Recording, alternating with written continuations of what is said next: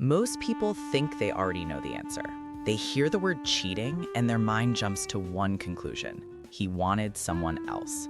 End of story. Simple, comfortable, and wrong.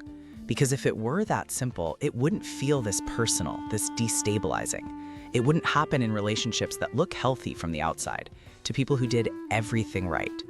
The uncomfortable truth is that cheating is rarely about desire for another person. It's about something breaking long before they ever enter the picture. To see that, you have to follow the trail backward. Let's start with a paradox. Many men cheat while still claiming they love their partner. Real love, real investment. This collides with the story we're all taught. Love equals loyalty. Betrayal means no love. Clean math. But human behavior doesn't run on clean math. It runs on pressure, fear, and unresolved internal conflict. Cheating is a symptom, and symptoms emerge when something underneath has been ignored for far too long. Here's the first narrative shift. Most men are not raised to understand their emotional needs. They're raised to suppress them. From childhood, they learn that insecurity or emotional dependence is weakness. They learn to perform stability, not actually feel it. So when emotional dissatisfaction shows up in adulthood, it doesn't have a clear label. It comes disguised as restlessness, irritation, numbness, a vague sense that something is missing with no language to describe what it is. Pause on that word, numbness. This is where the story usually goes off the rails. When a man feels emotionally numb, he doesn't think, I need to have a difficult conversation about my unmet emotional needs. He thinks, I don't feel alive. And the brain, desperate for a solution, looks for stimulation, novelty, validation, something to cut through the fog. An affair doesn't start as a calculated betrayal. It often starts as an emotional anesthetic, a hit of aliveness, proof that he still matters, proof he hasn't disappeared into routine. This is why it often coincides with life transitions, career stagnation, aging, parenthood, moments that destabilize his identity. The other person becomes a mirror, reflecting back a version of himself he's afraid he's losing. And cheating is rarely planned. It's enabled. Enabled by small boundary failures that don't look dangerous in isolation. A text that lasts a little too long. A conversation that turns slightly personal. A complaint about the relationship shared with someone outside of it. Each step feels harmless, framed as emotional relief, not betrayal. The real danger isn't the attraction, it's the secrecy. Because secrecy creates a private world.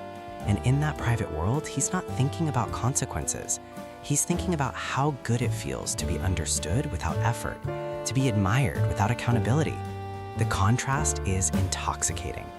Not because the new person is better, but because the situation is lighter. No shared bills, no unresolved arguments, just affirmation.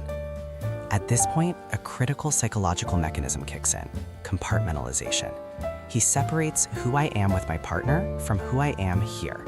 This allows him to preserve his self-image as a good person while engaging in behavior that contradicts it. He isn't thinking, I'm going to betray someone. He's thinking, this doesn't define me. And here's the part that feels hardest to hear. Cheating is often less about dissatisfaction with the partner and more about dissatisfaction with the self. It's about a man who feels inadequate or powerless, outsourcing his self-worth instead of building it. That's why surveillance and control never fix the problem. You can remove the opportunity, but you cannot remove the internal motivation that's driving it. So what does all of this mean for you? It means this was never about your worth. It was never about you being insufficient, unattractive, or replaceable. It was about someone who didn't know how to face themselves without a distraction. Someone who mistook stimulation for fulfillment. The final shift is the most important one. Cheating feels like rejection, but it's actually avoidance. Avoidance of responsibility, avoidance of emotional exposure, avoidance of an internal reckoning. When you understand that, the story changes. You stop trying to decode every detail of the betrayal. You stop comparing yourself. You stop internalizing a wound that was never yours to carry.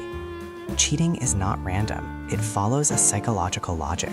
And once you see that logic clearly, it loses its power to define you. This analysis gave you some clarity? Please hit the like button. It helps the algorithm share this message with others who are silently struggling in the dark, just like you were. And if you want to understand the code behind your own mind and unlock your full potential, make sure to subscribe and turn on the notification bell. You don't want to miss the next breakthrough. You are now part of the experiment. Welcome to Shadow Mind Lab.